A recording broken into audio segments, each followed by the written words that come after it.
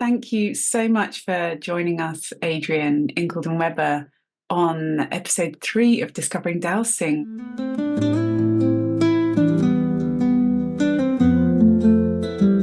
And you are a very honoured guest. Firstly, you're our first guest, so you've got prime position as being welcomed as our first guest. And it felt really right, actually, to invite you. You and I met over 20 years ago, very briefly at a dowsing conference on health. Yep. And I asked you a question about ghosts and spirits because at that time I was absolutely scared of what they were, and just so much uncertainty and fear, I guess.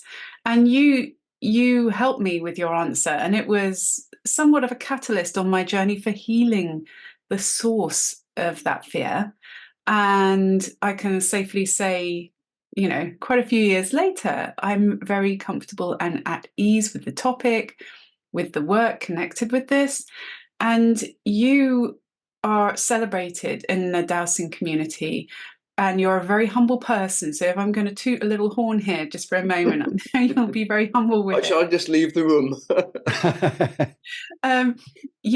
You have been on a journey which I'm sure we'll unpack and uncover, from selling homes to healing homes. Mm-hmm. And with that comes certain types of energies of lost souls and all sorts of other aspects of the spirit realm or the unseen realm. Sure.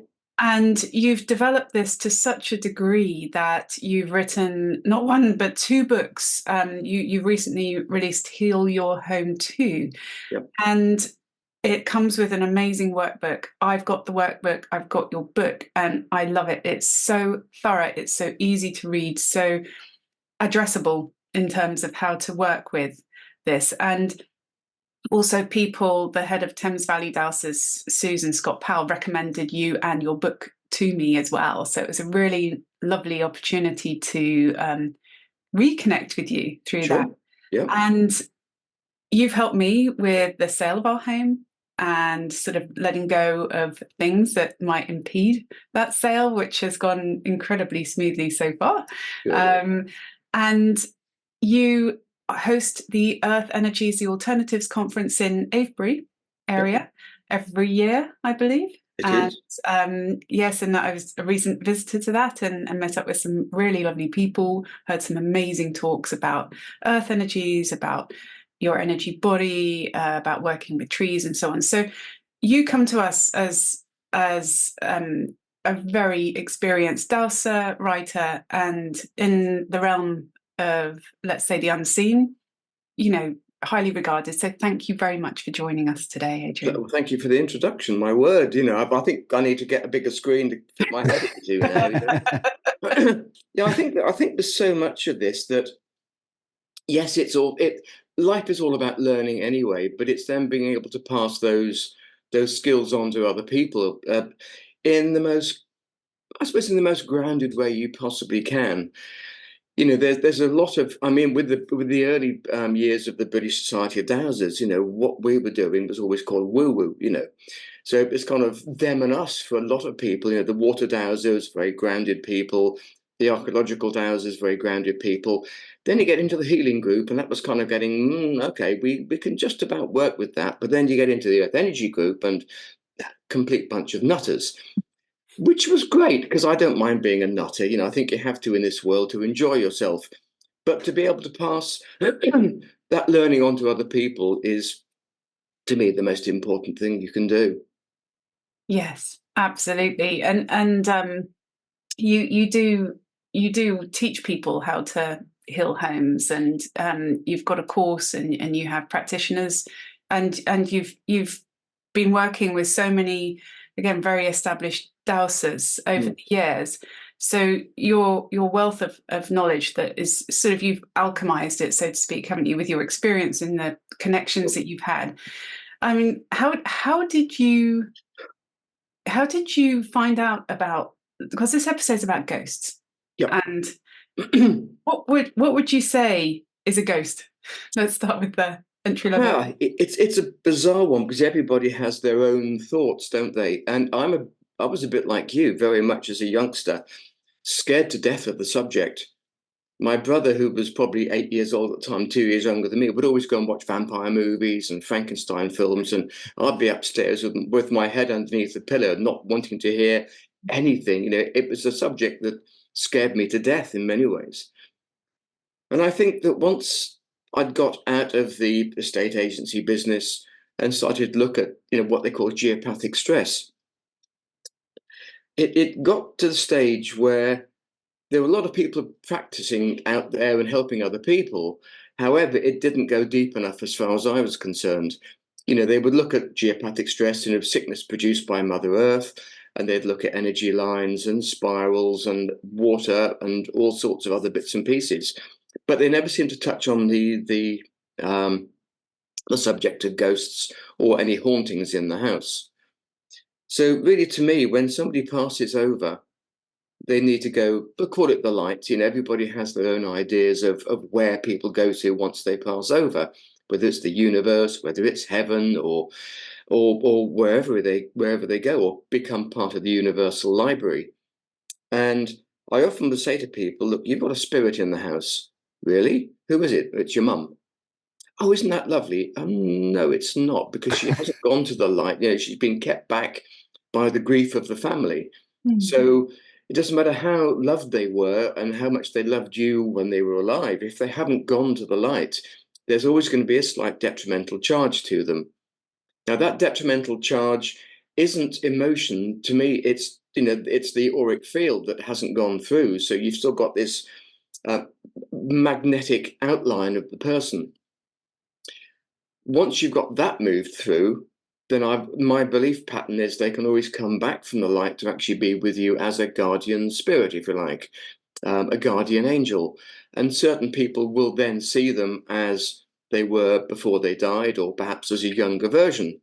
But you've got to get them moved through first and foremost. So anybody that was actually working on healing a house and wasn't actually looking at the spirit side of things, moving them through and finding how many were there. Now, that's going to sound terrible to say not doing their job properly, but you have to look beyond the pale to get to that sort of finite stage when the house is completely clear for the family of everything, whether it's their emotional junk or their people they've bought from in the past. You've got to get the house clear enough so that they can actually start projecting their own character into it rather than being subjected to problems from the past. Yeah. I think that's a really great explanation, Adrian.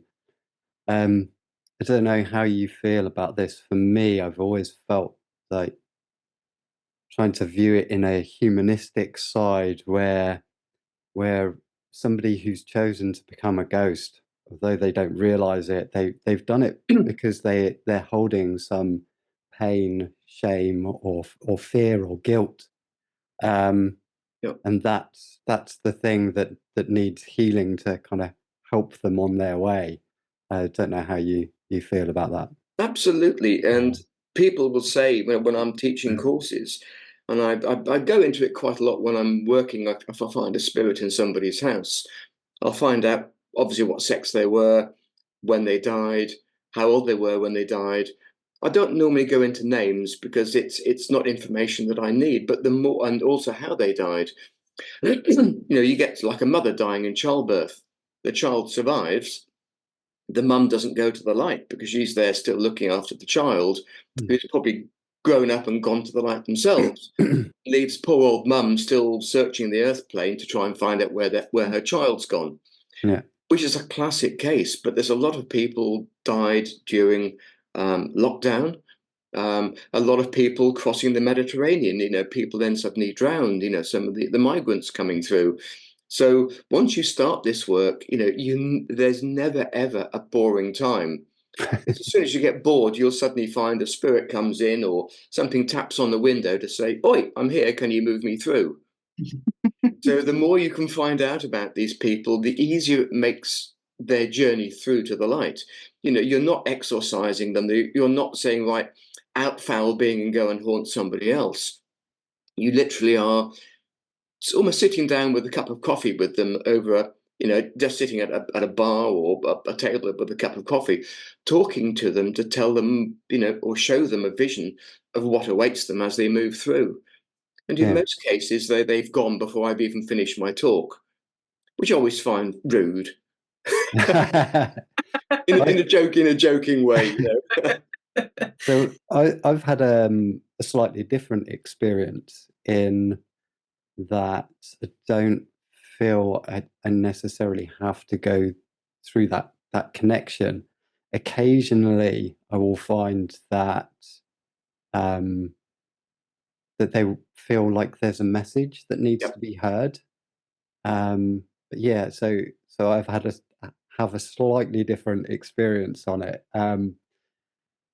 It's they still need healing. Yes. But I ask for the healing to be done, and perhaps that's instead of the conversation that you have. Just yeah. If it works, it doesn't matter, Dave. But there's no finite way of doing this. Yeah. It often is. It's just that I often will say when I'm teaching the courses, just show the spirit the respect they deserve. Yeah. Whichever way that comes from, whether it's you sending love and doing healing, and then they move through, or any other way, so long as you respect them, because they are human beings. And if you say, just get out of here, if I was a ghost, I'd say, well, to hell with you, mate, I'm staying, and I'm going to start causing some chaos because you've actually been rude to me. So it's just being humble with everything, whatever we do. The more humble you are, the more you can connect with upstairs, the more they help. Excellent. Thank you. Yeah. I've noticed there's a bit like the humble aspect and the sense of grace that I've felt as well. And when I've noticed something, not too long ago, I was in a sort of not a stately home, but that kind of property, where you go and have a nice cup of tea and a scone and jam or whatever. Yeah. And I was walking in the house and looking around. It's a lovely house, and I all of a sudden felt this real sinking sadness in my body, and it felt like lead weight kind of thing, just that sinking sadness. And it was in a room that belonged to the daughter of the house. But with my dowsing, I discerned that it wasn't actually the daughter's energy, it was the mother's energy. And the mother had experienced and her husband had experienced the family's eldest son die tragically in a car accident in the continent. Age 21, at that prime state of when you're coming into your own. And as you were saying with the mother dying in childbirth, she never would have got over that, and the marriage itself in the era that we're talking about, dying in early days of cars and stuff, it wasn't normal to divorce, was it? It was very extraordinary. So it got to that stage. And so I got a sense that maybe this mother was, maybe the daughter was grown at this stage. She was spending time in this room, to be apart. And just, I really got the sense, like we've just been saying, that there was a need for some recognition of the pain that she had been through. And I worked with, calling in angels and supportive guides to help hear her, recognize it, and acknowledge it fully with my open heart. And then the energy dissipated. It felt like it moved on. So my sense is very embodied. I pick up earth energies embodied, and it's how I perceive. I don't see things as such. Maybe if I sat still and went into meditative state with my eyes closed, I might see things with my mind's eye, let's say, my sort of sixth sense. But it's more, I can feel something different. It doesn't feel like an earth energy imbalance. It feels personal, it feels emotional, it feels this emotion. Yeah, of course. We've each got our way. And David, you've been walking, I remember when we first met, you've been walking pretty much around the world, thousands of miles, clearing ghosts. Yeah, ghosts and earth energies. I think the ghosts tended to be something that I came to realize later. I was more comfortable with earth energies, Oh clearing yeah, earth energies. absolutely. there's that distance between like that human side, which was what got me into earth energies in the first place. I started off with chakra rebalancing. So, but yeah, ghosts are a really interesting one. For me, I kind of feel earth energies in my forehead. There's a Okay. slight pressure. Yeah. And then I feel ghosts as a pressure on my chest. Mm. And the larger the amount of ghosts, the bigger the pressure. Sure. And do you have a similar way of feeling it? I suppose it's just that knowing. Okay. You know, Alison, my wife, has got used to me. If we ever go out for a meal somewhere, and I just say, "Oh, I'll just be back in a minute," and often, you know, I suddenly sense somebody around that hasn't gone to the light, and often I just nip into the gents' toilet, put the seat down on the toilet, and do a quick soul rescue. So you know, you never quite know when they're going to come through, but this is kind of part of the learning that I try and teach people. I think you have to be very careful when you start doing soul rescue. You know, you shouldn't be affected by it to start off with, but people get so enamored with it, you know, that upstairs, if they know you're doing it, they will send spirits to you whenever they want to, which can be, you know, hours and hours and hours during a day. So my youngster, who in the early days I was doing this, saying, "Dad, you know, what are you doing? There's these things moving in the house." So I think, yeah, okay, we're getting some spirits coming through. They knew what I was doing, so they came all day and night to actually sort of be rescued. So the message I got was, well, just get them to wait outside. So put a couple of spiritual benches outside, as many as you need, and you say, right, every Tuesday and a Thursday morning between, say, 10 and 11, I'll be doing soul rescue. So they can wait outside until that time. And that seemed to work quite nicely. Now they know that when I'm working, I'll sort them out and help them. But if I'm not working, because we all need to have, if you're like, no, this is what we do is my normal life. Everybody else's life is the physical life. So you need to go back into the physical life sometimes. You know, have a pint sometimes. We've got an amazing pub up the road. If it's lovely and sunny, it's just nice to sit there, engage with people, to talk about tractors and sheep and cows. And, you know, if I ever mention spiritual stuff, it's kind of conversation stops and everybody kind of walks into the pub and leaves me there by myself. But sharing a nice pint, and it's just nice sometimes to have that connection with, if I say, no, again, just people who are perhaps vibrating slightly differently than we will when we're working. So they're all around, and there's no, if you start on that path, you've got to start dictating to upstairs when you're going to be doing the soul rescue. Otherwise, you'll be there 24/7. That's really healthy, having those boundaries in place. Yeah. And the sort of, you know, these are the shop hours for the soul rescue service. Yep. Yes, exactly. Yeah. And yeah, and it's that forms a, let's say, a mutual respect, doesn't it? Like, I respect that you've come for support and help and moving on, and you can respect my boundaries and my time space boundaries. And how if somebody is wanting to help with this work, maybe they've seen something on TV, you know, there's sort of ghost bustery kind of shows, and it appeals to them, because my personal experience is I've never really watched those shows. It's that sort of night cam sort of, you know, jump scary stuff. It's not my cup of tea, because I'm easily like jump scared. Yes. Yep. And just in terms of safety protocols, guardrails, how to do it, like, you know, not turning it in from a trickle because you're loving the work into drinking from the fire hose, so to speak. You know, you to sort of do things in a staged way that's congruent with your own well-being. Yes.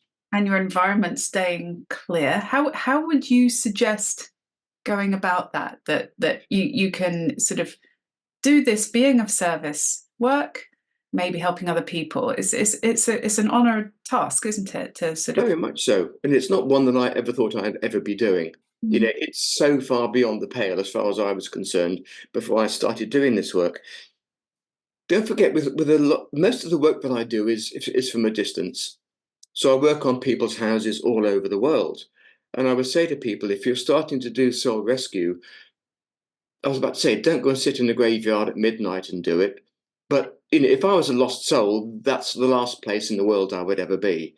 It's boring, it's dark, it's cold, it's damp, and not much fun. So if there's a local pub or something else going on, local carnival, that's where me as a spirit would be hanging out, because you're interacting with other people, but they don't know you're there, and it's a lot more fun.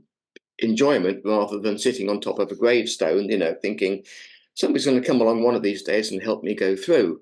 So I would always pick a task. And let's say we wanted to do some work on a church 2 miles down the road or anywhere, somebody's house. It's just pick a task and do it in your own house. Make sure the room is clear. You know, you can use you can use sage. You can use what I would do as an ultrafine mesh net of light and love, putting through, getting rid of any detrimental energy patterns there. And just sit down and concentrate in the sanctity and the sanctuary of your own room. If you want to go and do it on site, that's fine, but you've really got to be very, very protected to do it. You know, very pure of heart is wrong. The intention must be right. But if you get someone that isn't happy, and some of these spirits aren't, then they can easily leave a bit of a sting in the tail as they move through, which you can then be affected by. Happened to me many years ago. And it's one of life's lessons. You never forget how awful you feel afterwards when you should be feeling joy and rapture and wow, this is fantastic. Look what I've just done. But then suddenly you come down with a blinding headache and you think, thanks very much, guys. So just be very aware of what can happen. And if you just put up the safeguards, do it from home to begin with, you're going to be a lot safer. Absolutely. So protection of your own field, your own environment, ultravine, mesh of light and love, or intention, or sage, or whatever works for you. I remember a lovely woman called Dorothy Chitty, who's an amazing psychic healer, saying just light a tea light in every room if you're moving into a house, and just say anything that needs transmuting through the light, you know, may it be so. And so there are different things people can do with space clearing, just to keep it clear. And Karen Kingston, I think, is really good at that space clearing protocol as well. And so when you're protected, when you've got that separation of, let's say, space in terms of you're here, there, how if somebody's new to it, this is a dowsing podcast, so we're not expecting people to know how to dowse. Maybe they're curious about dowsing. There's different ways to dowse with a pendulum, with dowsing rods, using the body as the dowsing tool. The dowsing protocols that people can use for protection are really great, aren't there? There's some really good sort of protection dowsing protocols. And also how to go through a checklist. So with your book, for example, you have a checklist, don't you, for how to do this safely, and you have instructions for how to dowse as well. So my personal feeling is dowsing is the key ingredient of helpfulness, if you like, whether you're body dowsing, feeling something like David, you said about feeling it in your chest or your head, you're feeling things, and then your dowsing tool will show you things. And when you're in that state of objectivity rather than subjectivity, and that neutral observer sort of demeanor, plus you're grounded, plus your energies are clear, your field is clear, your environment is clear. This is an amazing way to work with dowsing, and you get that feedback from your pendulum or your dowsing rods. So it's I find it really enriching using dowsing for this. It's like you're having a conversation with consciousness. Absolutely. And your body knows, your subconscious mind knows. It's just filtering up to the conscious mind, in its own way through your dowsing tool, to help you see, let's say, a response, so that you can ask your next neutral and balanced question to help with soul rescue or that kind of work. Absolutely. People often say to me, I'm a bit like you. I've got a good friend of mine who can see spirits.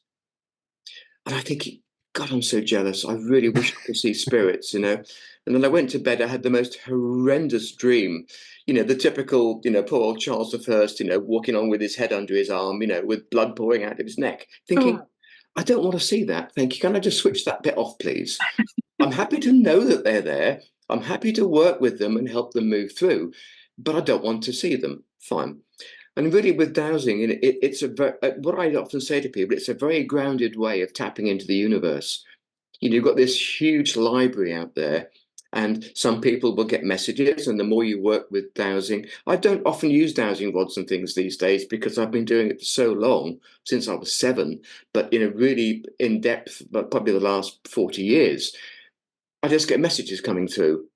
But I will still, if I'm doing somebody's house, I will still use dowsing rods or a pendulum just to confirm the answer, just to make sure that I'm getting the right messages coming through. And people say to me, well, how does a bent bit of wire work? Well, it's that tapping into the universal library with whatever, whether it's messages, whether it's pendulum, whether it's a dowsing rod, a bobber, the old hazelnut twig, anything. It's just that connection with the universe that is so, so wonderful. And it's inherent. Everybody can do it, but sometimes you just got to stop that. Oh my God, I can't do it. That busy brain, and just go with it. Absolutely, absolutely. And that stopping the busy brain is when I go into that, let's say the state of being in the dowsing mode, it's akin to what people say is the stateless state. Yep. And I've heard or read a while ago in a book about how they've measured dowsing people's brains while they're actively dowsing, and they go deep into the deepest theta state, I think it's called, where you go in and out of that when you're asking your questions, and that both hemispheres of the brain are balanced fully. So you've got your logical and your creative conversing. And balanced, rather than overanalyzing things with your left part of your brain. So dowsing for me is a great harmonizer of that busy mind that can go around in loops or go off down rabbit holes or whatever it likes to do. And it's centering, and it simplifies. It kind of the brain clears of too many thoughts the more we dowse. Absolutely. And it's good. It is. It's just keep it as simple as you can. Now, you're talking about when with left brain, right brain, it's something that we've replicated quite a number of times with a guy called Paul Gerry. Now, Paul he used to wire people's brains up for a living with the NHS. And if people were having sort of constant fits, they'd wire them up and then have them in hospital overnight and monitor them. But he said, I could actually get somebody to have a fit by saying, I think you might be having a fit in the next 5 minutes, and they would.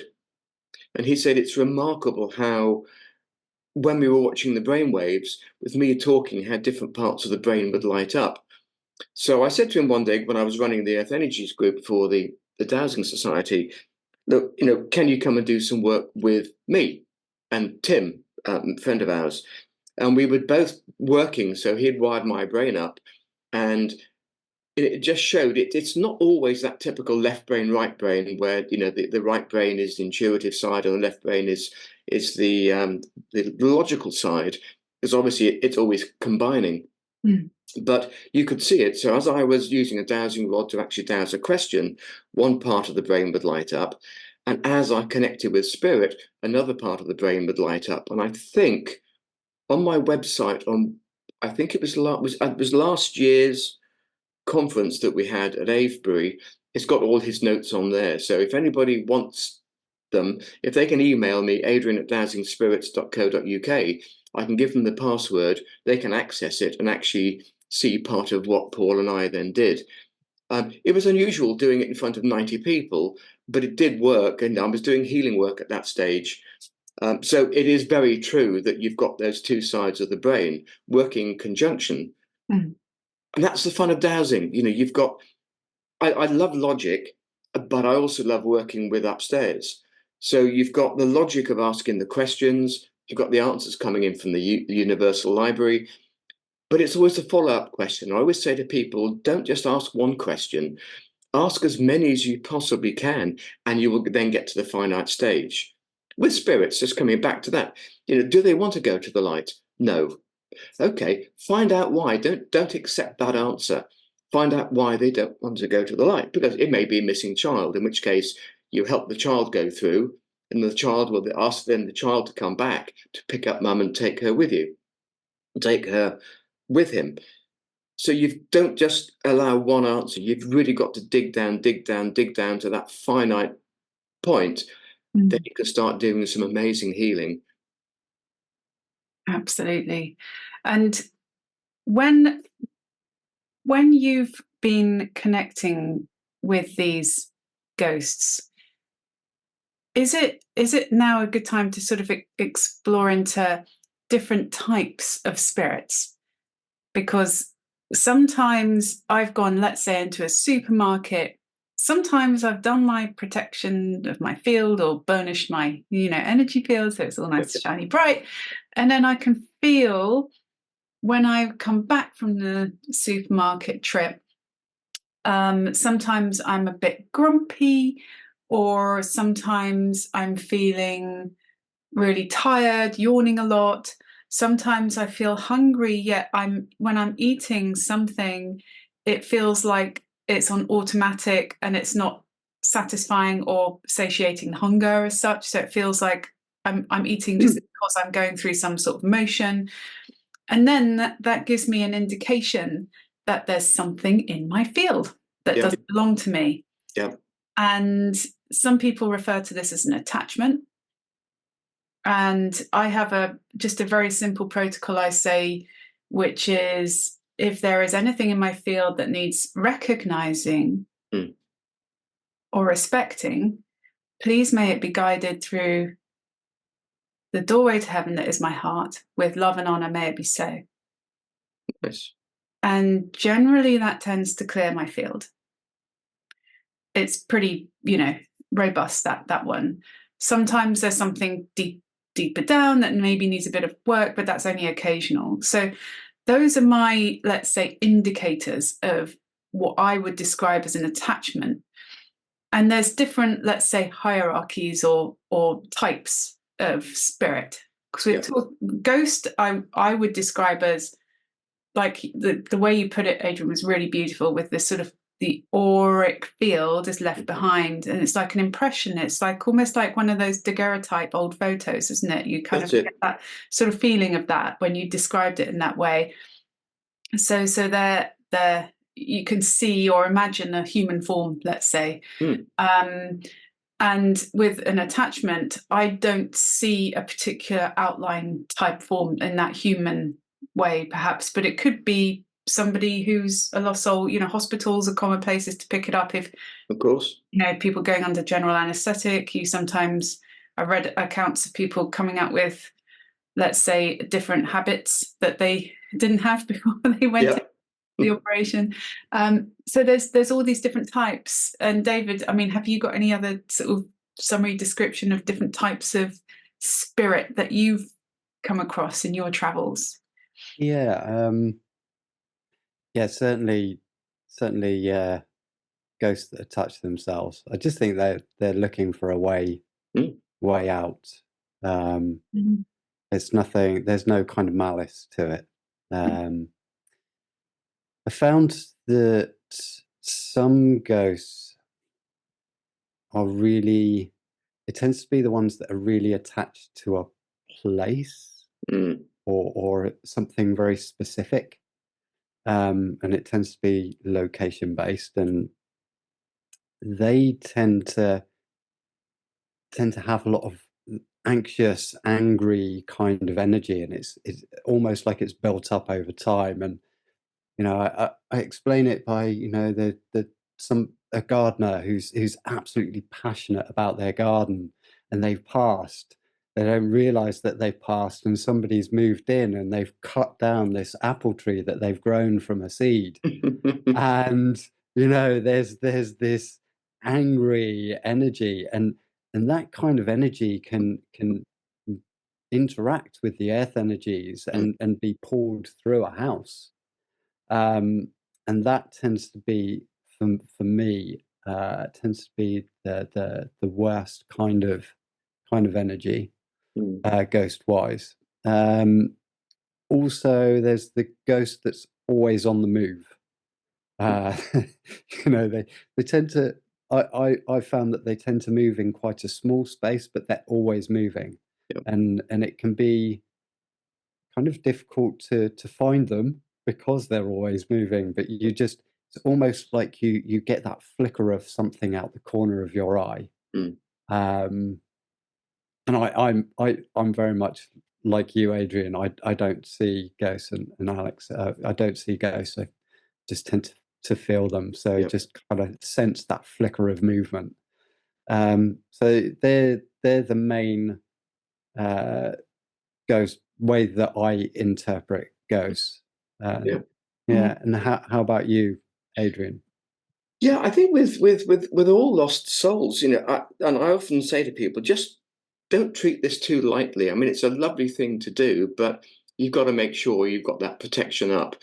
Because if you're dealing with a spirit that wasn't a very happy or not a particularly nice bloke in real life, they're going to take the same instincts through to being a lost soul. So, they're not all sort of lovely, wonderful, sort of fluffy white people that you're moving into the light. I mean, there was one, probably the best way of describing, there was I get all sorts of phone calls. I never know what the next phone call is going to be about.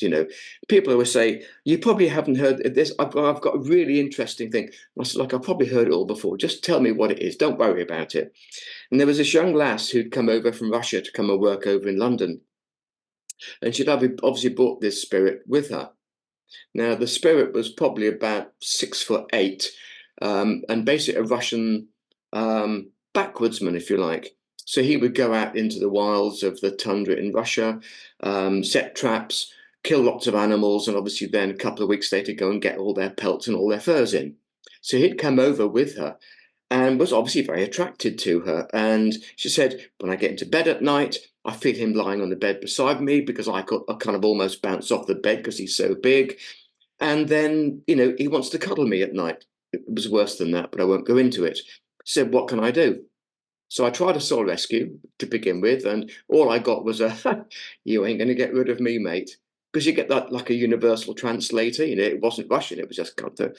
So I thought, right, okay, you bugger, pardon my language, I'm going to get you. It's kind of, you set this task. So I don't like tricking spirits through to the light, but every now and then, if they don't want to go, you've got to find some way of doing it. So I started sort of tuning in, find out what he was, and found out what he used to do for a living. And this is back in the late 1800s, early 1900s. So it was a bit rough and ready. And so I thought, well, okay, so let's try and trick him. So I had a word with upstairs and said, can we do this? Yeah, you can. So I just pictured one of the Russian forests, and there were two particularly big trees in the middle. And so I started talking to him and saying, what are you doing? And I kind of got his attention. And he said, what do you mean? I said, well, you've got this lovely girl you're dating. I said, where's the money coming from? She said, as soon as you run out of money, mate, that's it. She's going to leave you. And I said, you've got all these traps you've set. You've got all these furs waiting for you. They haven't said, just go in and get them, and then you can sell them, and then you've got more money, and then you could look, almost keep her in the style she's grown accustomed to. So he kind of ran off in between these two trees, in which there were two archangels waiting for him, grabbed him and took him straight up to the light. And she phoned me up about 10 minutes later. I never tell people what time I'm doing this. She said, he's gone. It's brilliant. And he didn't come back. And that was it. I always ask, is he now happy that he's gone through? Yes, he is. Please send him my love, unconditional love, and thank him for what he's done. So you sometimes do get these tricky souls. Also, when you've done a soul rescue, is just make sure there are no little shy spirits hanging around, because sometimes you'll find in a big manor house, for instance, you've got one or two of the senior ghosts have gone through, if you like, the management have gone through, but maybe one poor little servant girl who's so timid has been hiding in a room or in a cupboard somewhere. So I always check maybe an hour or so later, are there any other spirits to move through? And then you might get her moving through, and there might be another one that comes through. And yeah, I get taps on the shoulder when I was over in France a few years ago, going to one of these battlefield tours with a mate of mine who conducts them. He was talking about this little skirmish that happened. I got a tap on the shoulder. Stupidly, I turned around and there was nobody there. So I sort of went and sat down by one of the gravestones, and it was basically one of the leaders of this English skirmish party that had all been wiped out by the Germans during the First World War, who wanted his troops to be, or his men to be moved through. So I did a quick soul rescue. They all moved through, but he didn't. He wanted to stay behind to make sure everybody had gone. Everybody had, but if I hadn't asked that question, has he gone, then he'd have been left roaming around the place. So I then had to move him through. So just don't be afraid to always ask that next question, to say, have I done everything that I need to do today? And will there be anything more for me to do in the next, say, 3 or 4 days, or the next week, or the next month? Just keep that process going. And that way, yeah, you get the rewards from upstairs. Yeah, you get smiled on big time. Absolutely. Oh, that's a lovely sort of sense check as well you've been doing, Adrian, that, it is very nuanced work, isn't it? It's multi-layered, nuanced. And there are sometimes I hear at night, usually, often in the wee hours, the odd crack. It sounds like in the ceiling or in the building, there's a crack. And I get a sense of, there's some sort of energy here that maybe is calling out for attention. That's another sign that I sometimes get. Are there any other signs? Let's say if you're aware enough to be, let's say, in touch with your intuition, you might get a sense of something. What other signs have you, and also David, have you come across that is indicative of there's maybe a presence of some kind that might benefit from some support in transitioning to the light? Yeah, David, do you want to take the question first? Signs. Yeah, I mean, for me, I don't know, it's that intuitive knowing. Yeah. Yeah, and you were talking about battlefields. I use a technique called a ghost bus stop, because when I was in Nicaragua, it's the same as your bench. Yeah. When I was in Nicaragua, Nicaragua just seemed full of ghosts, and it was just a great way of just saying, okay, there's the ghost bus stop. I can walk away, I can do whatever it is that I want to do, I can come back and I can just clear it and then get rid of the ghost bus stop. And that happened recently. I went to Maidenhead for the first time, excuse me, and I was sat outside the church and I thought, I just need to check the energies. And as soon as I looked at the map, it was like, there was a lot of ghosts here. So I put a ghost bus stop out. And then a minute later, I cleared it, and there were a lot of ghosts. And it's just a great way to be able to collect them all together and help them on their way. Absolutely. It really is just that intuitive feeling for me. I can almost picture an archangel there with a clipboard. We've got Dave, we've got Fred, and we've got Mavis. Yeah, definitely. And it's also a great way when you're kind of perhaps going to travel to somewhere. You can put the pin out. You can put a physical pin on a map, whether it's Google Maps, whether it's an actual map, paper map, before you set out on your journey. and collect all the ghosts there together, so that either before you arrive or when you arrive, you can clear the ghosts, and then you can enjoy what it is you've gone to do. Absolutely. Which is Yeah. also Yeah. quite helpful. It is. Do you know, I always make sure, now that, my house is sacrosanct, I have this sort of talking with upstairs to say, I'm happy to work from 9 until 5 during the day. Weekends, I normally tend to take off, but, every now and then something will come through. But nothing gets in the house.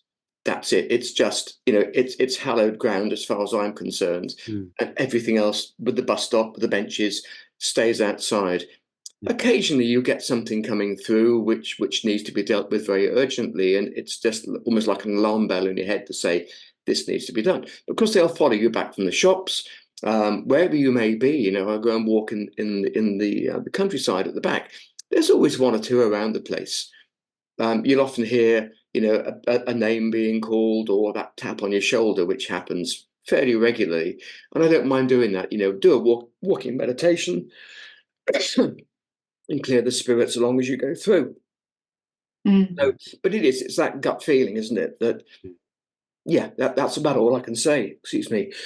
It's that gut reaction that, whether it's something that's kind of come into your aura and creates that, a bit like two halves of a magnet, it kind of starts to repel, and you just get that feeling, that uncomfortable feeling to say, yeah, okay, now's a good time to sit down quietly beside a tree and do some soul rescue.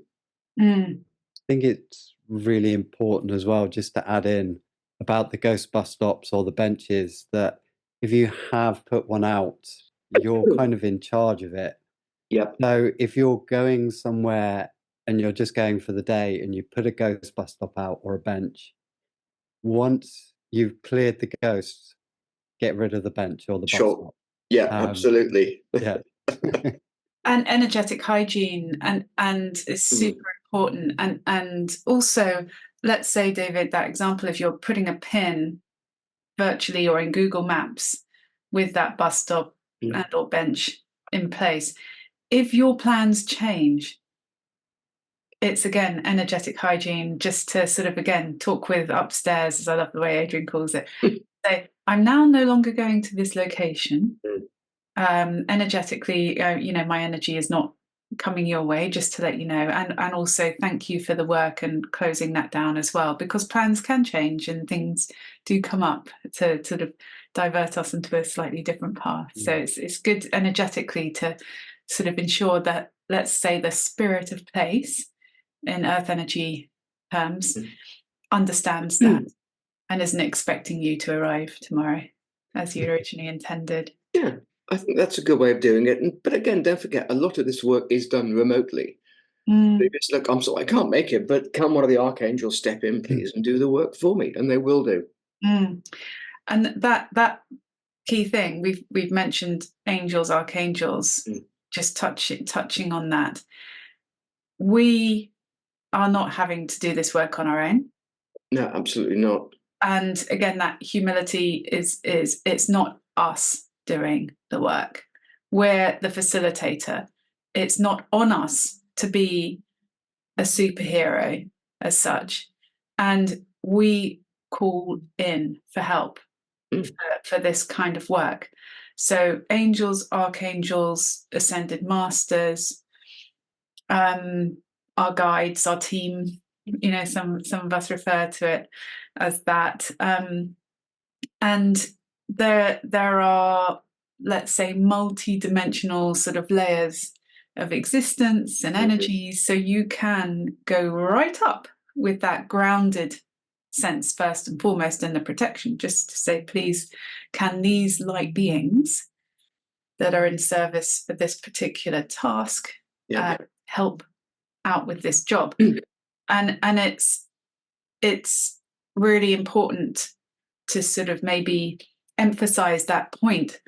Otherwise, all of us are vulnerable to the development of what I would call a spiritual ego.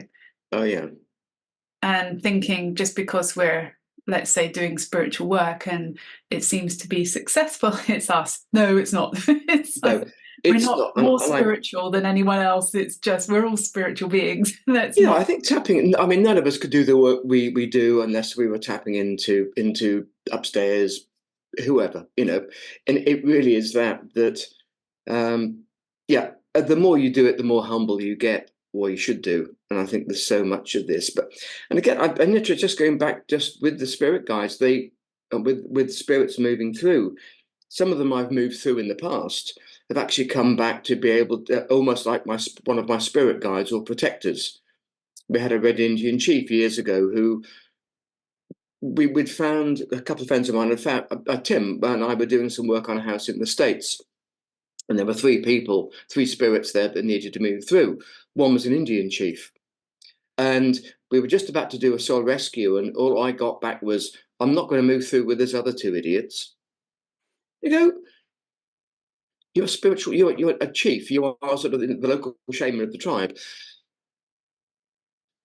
Exactly, he said, I'm not going to move through with those two idiots. You move them through, I deserve special attention. I mean, ego the size of Berkshire, just massive, and understandably a very powerful man. So we moved the two very nice little souls along, and then we did a ceremony and moved him through. And about 5 years later, I was sort of got this impression, thinking, hang on a minute, is he back? Yeah, back. It called Eagle That Soars was his name. And he came back as one of my spirit guides. He's now gone on with somebody else now, but he was with me for about 4 or 5 years. Very powerful man. Very interesting. So, there's always that payback. It's an amazing, it'll come back in so many different ways. But upstairs, I always work on the highest of the high when I tune in. So it really depends on how far the lift goes as to who you're working with. But just not to give a title, but just to say, look, working with the highest of the high, and then it will allow your energies to go to where it needs to go to do that particular work that day. Absolutely. That's fascinating, Adrian, that you've had Eagle That Soars move through with your soul rescue work in a ceremonial way, because it was a thing for that being. Yes. They were there. And on the other side, when they're in the light, let's say, coming through to help. And it's a different energy, isn't it? It feels different when they've moved through the veil, so to speak. And the energy, it just feels expansive, illuminating, mystical, limitless. I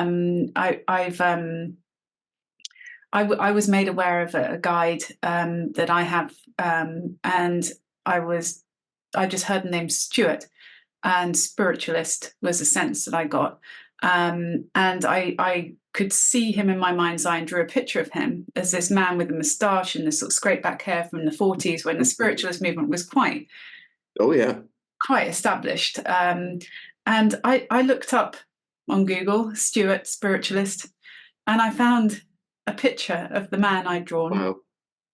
And he's an author, and he and his wife Betty were very close friends with a very famous trance medium called Darby and Joan, who used to work together.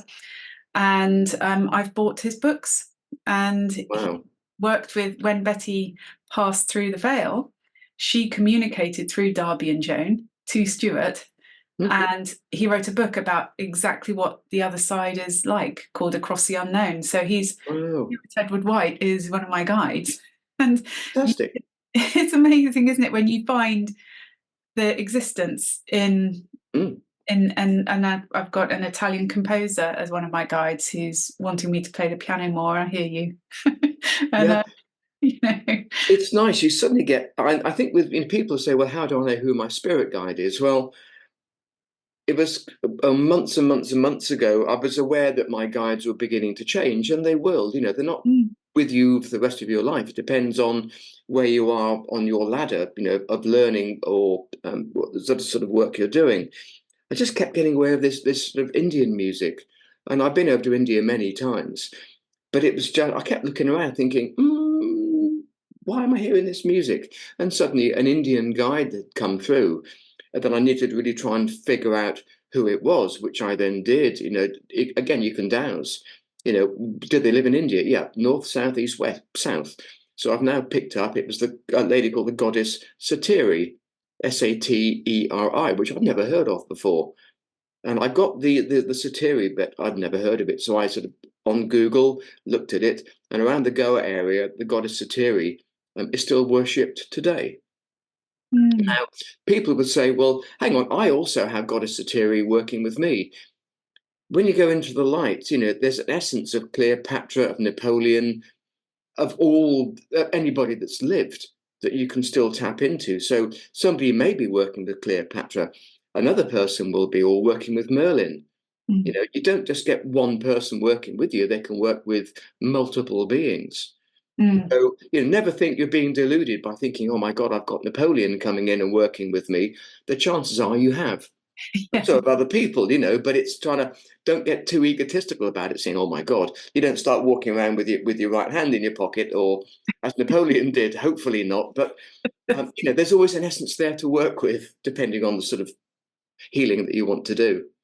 Absolutely. And that speaks to that sense of limitlessness. And again, in Stuart's book, when he wrote about with Betty's messages, there's no sense of separation or time space on the other side. Sure. So let's say Merlin energy is multifaceted, limitless, and anyone can access. And I just see it almost like a kaleidoscope of light, of different lights, and you can tune into that particular color and frequency on that spectrum, or resonant frequency, let's say with the sound element, and draw through that energy to work through you, the vessel that is, as we evolve on our journey, hopefully clearer and lighter and brighter and more like a pure channel of light, or love, or both. And just do the work with of course, guides will always change. If you're doing a lot of earth energies, then obviously Merlin, being of the earth, perfect person to work with. If you're doing sort of some of the higher work with lost souls, you'll have a different guide coming through, and they will change. I've got one, my soul brother, if you like, who I've had from birth, and we've met many times before in the past. He was with me as a youngster. He came with me everywhere. He was called Bankinks. Now, that's not his real name, but it's as close as I could get to as a child. And I'd kind of forgotten about him over the years. Well, my parents were very good. Mum in particular, say, you can come and sit in the car with us, and you can sit at the table, fine. And as you get older, you get into teenage, you get into many, many different things. So it wasn't really until probably my late 30s, early 40s that I thought, I wonder whatever happened to him. And all I heard was this, hey, I'm still here for you. He didn't incarnate this time. It was a toss-up between him and me, and he said, I'll stay up here and help you. You're going back down to be an earth healer. A what? An earth healer? Right, I was an estate agent, what is earth healing going on? And then gradually, the powers that be give you that little sort of pathway to start walking. First one was an amazing palmist I met. I didn't realize how well known he was. He was probably one of the world's leading palmists at the time. He's sadly passed over now, but it's one of my guides. So I did a lot of work with him. He guided me, and here I am today. Well, here we are today. Absolutely. That's so lovely. And David, how do you tune into your guides, and sort of do you have conversations with them, or do you just sort of work in general with light energy? Yeah, it's always intuitive for me. I don't tend to go deep into who they are, what their speciality is, or anything like that. It's just, I don't know, it's never felt relevant. I just kind of feel like, for me, they will give me the information that I need at the time that I need it. The only guide that's really come through often is my granddad, and he's kind of guiding me through a particular way of working with energy. So architects is quite a thing in my family. So yeah, he's kind of teaching me about creating energy maps. So yeah, that yeah, it is quite an interesting way of working, and I've been using it to actually teach dowsing for many years, where I draw a square on the floor and then create a map. And then people can walk into that square whilst looking at that map and find the energy. And then you just change the map. Yeah. And so I'm just coming to a point where I'm realizing that it can be used in different ways. And my grandfather's actually guiding me through that. And again, it's not perhaps conversations that I have with my grandfather. It's just like this intuitive knowing. Oh, okay, yeah, I should try this, and then just going and trying it and going, okay, this makes sense. Absolutely. So, yeah, that's the way I've always kind of been connected with my guides. Yeah, nice. And I mean, there are so many out there, but it's great to be able to connect with your grandfather. Yeah, It's just, yeah, they get up there and they can do so many different things. And of course, it is intuition. It's not as though you're having a conversation over dinner table, yeah, but it's that knowing, isn't it? And I think people, and I used to think, but when I started getting it, I'll never be that good. And then suddenly one day you start thinking, oh yeah, okay, I know exactly what to do now. And it's not me; it's you've just been guided to do it. yeah, And the more, not intuitive, the more inquisitive you are, it's bizarre how much more starts coming through, and more, and more, and more. And I tend to read some of the books that were written by some of the well-known dowsers back in the 20th century. How different earth energies are these days, and how many different types of energy patterns have come through since. So things you can never sit still for more than 5 seconds. Something comes through and you go, yeah, so what are entanglements? I've got no idea what entanglements are. And then you've got to try and unravel this one word they give you. And you think, can you give me some more? No, you can do it yourself. You're more than capable of knowing what entanglements are. Thank you. Okay, well, I'll add that to my checklist. Yep, great. But I need to actually work out what they are. Yes. Yeah, it's a magical journey, isn't it? It's a journey of wonder, and like you're saying about the inquisitive sort of curiosity, and then the sort of the counterpart with the gratitude for the information, and the joy and the fun that we can have along the way, because it's not necessarily serious work. It's important work, yet to take oneself too seriously is not the point. It's about that humility, grace, gratitude, and fun. Like there is a sense of humor in the spirit world with our guides. There's a sense of like life is about having fun and experiencing joy as well as love and gratitude and forgiveness. So let's have that joy sparkle through all the work that we do. Absolutely. I did a newsletter many years ago saying, when was the last time you had fun? And I got some lovely emails back, but there was one guy who wrote back, and the word began with B and ended in D with an exclamation mark. And he goes, I don't mean to be rude, but you've actually just pointed out to me that I haven't had fun for at least 30 years. Yeah. And he said, thank you for pointing it out. You're still an absolute, but thank you. Well, I presume that's a compliment. He said, it is, I promise. Yeah. From the place of where that person was at that time, I think definitely it's the best. Yeah, it is. And upstairs want you to have fun. Yes, it is. It is kind of serious, but at the same time, I would say to people, look, if an ex-estate agent can do this work, anybody can, because you're going from a horribly commercial world into a spiritual world.